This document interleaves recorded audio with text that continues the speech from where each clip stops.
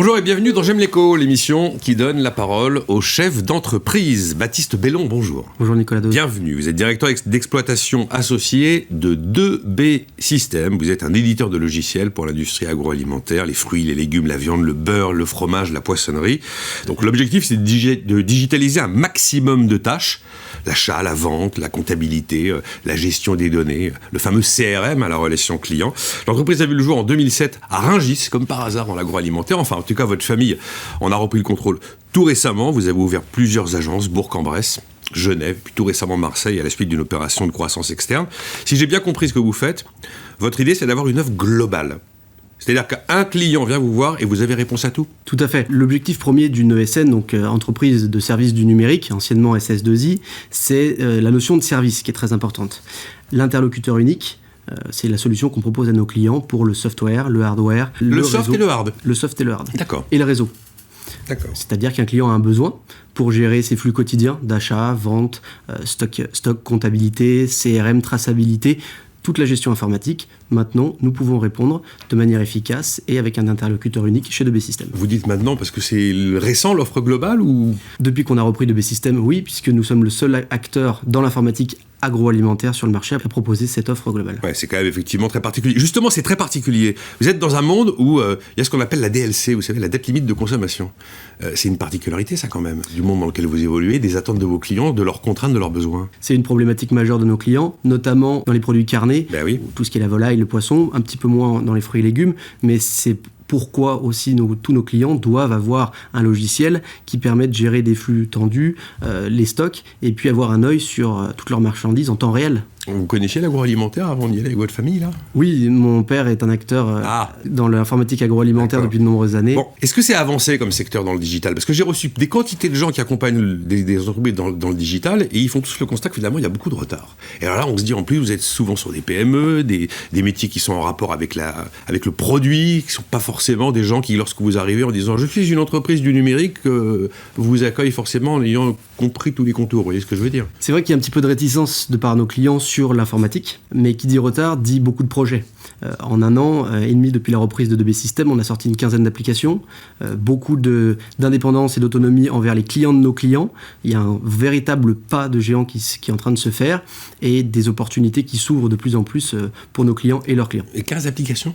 Une quinzaine d'applications. Mais elles font quoi, ces applications ? C'est des applications métiers liées à la production ou même à la comptabilité pour digitaliser toutes ces fonctionnalités et plus être forcément derrière un ordinateur et pouvoir gérer ça sur une tablette, sur un smartphone, sur l'ère du numérique, et on est en 2021. Donc quand vous arrivez, vous dites « je suis une ENS », ça surprend personne et on vous écoute avec intérêt. C'est quand même pas le même monde à l'origine. Hein. Non, c'est la notion de proximité qu'on met vraiment en valeur, d'où notre implantation sur le mine de Rungis principalement. Oui, ça sert à tout quand même d'être à Rungis, ça rassure. Bien sûr, notre client nous appelle, 2 minutes après, nous pouvons être chez lui sans aucun problème. Commercialement parlant ou techniquement, voilà, on a des chefs de projet qui sont dédiés pour nos clients, des informaticiens, des commerciaux bien évidemment. Le contact client, c'est primordial dans ce métier-là. On a besoin de voir le client, il n'y a pas de télétravail. Nos clients n'ont jamais fait de télétravail. Je me suis dit que le télétravail déjà, ça crée un lien avec le numérique presque forcé, mais eux, c'est pas leur cas. Hein. Il n'y en a pas eu. Pendant la période de Covid, tout le monde a continué à manger. Nous devions aussi être disponibles pour nos clients pour n'importe quel cas. Finalement, le Covid, vous l'avez pas vraiment vu passer puisque vous étiez dans un secteur qui n'était pas sous cloche. Tout à fait. Donc vous avez continué à tourner comme... Nous avons continué à tourner comme on a pu, on a eu forcément des adaptations, mais oui, 2020 pour nous a été une très très bonne année puisque nous avons pu développer nos offres, nos services et acquérir de nombreux nouveaux clients. Il faut oser dire que même s'il y a eu cette pandémie terrible qui nous a tous frappés, il y a quand même la possibilité de continuer à travailler. Bien sûr, bien sûr. Et à prospérer. Parce qu'on a l'impression que c'est une honte d'avoir profité de Covid. Mais il ne faut pas le voir comme ça. Et vous avez raison de l'assumer parfaitement bien. Alors, cette offre globale, on en a parlé. Une autre particularité, c'est la croissance externe. Oui. Et ça, visiblement, c'est quelque chose que vous avez, non pas que en ligne de mire, mais que vous avez déjà pratiqué. Hein. Oui, tout à fait. Très récemment, nous avons effectué une première phase de croissance externe en rachetant une société qui était basée à Marseille et à Rungis, qui pousse notre effectif à plus de 40 personnes et augmente notre portefeuille client à plus de 450 clients. Ils font quoi, ces gens de Marseille là Le même métier que vous, en fait. Le même métier que nous, un ERP dédié à l'agroalimentaire, qui n'avait pas d'offre globale, mais qui nous apporte aussi des connaissances particulières et complémentaires aux nôtres. Alors, quand je vois la croissance externe que vous menez, et je la comprends parfaitement, vous êtes dans des secteurs éclatés, vous vous adressez à un secteur de l'agroalimentaire criblé de petites PME. Et justement, l'un des problèmes du secteur agricole en France notamment, c'est qu'il est totalement éclaté. Est-ce que vous ne croyez pas, et ça dépasse un petit peu la simple offre logicielle qui est la vôtre, qu'il y a un vrai besoin de consolidation dans ce secteur de l'agroalimentaire? Alors, c'est pas vous qui allez vous en charger, mais enfin, par rapport à ce que vous observez.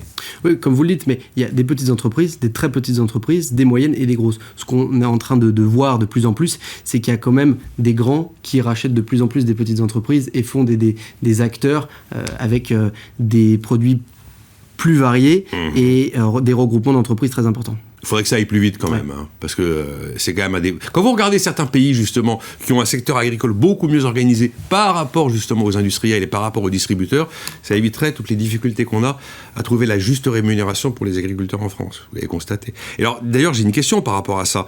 On a fait une première loi Egalim, vous savez, les lois qui étaient censées améliorer la rémunération de l'agriculteur, qui généralement est le dindon de la farce par rapport aux grands distributeurs et par rapport aux industriels. On vient de faire une loi Egalim 2. On a confié à l'ancien patron de Système U le soin de trouver peut-être une solution qui fonctionne cette fois-ci.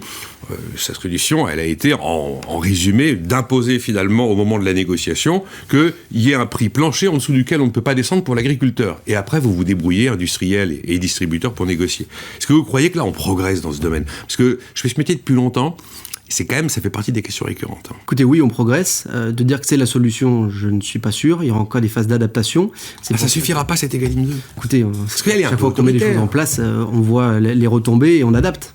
Ouais. Voilà, moi pour mes clients, pour nos clients chez 2B System, on a des phases d'adaptation sur les éléments d'affichage pour les clients de nos clients, le pourcentage de produits locaux, de bio, etc., avec des prérogatives déjà instruites pour toutes les commandes, c'est d'ailleurs pour la restauration collective. Ouais, c'est une nouvelle contrainte d'ailleurs pour vous, toutes ces normes, toutes ces exigences de traçabilité. J'imagine que ça fait aussi partie d'une offre globale. Bien sûr, on doit être en veille technologique, mais aussi de toutes les lois gouvernementales.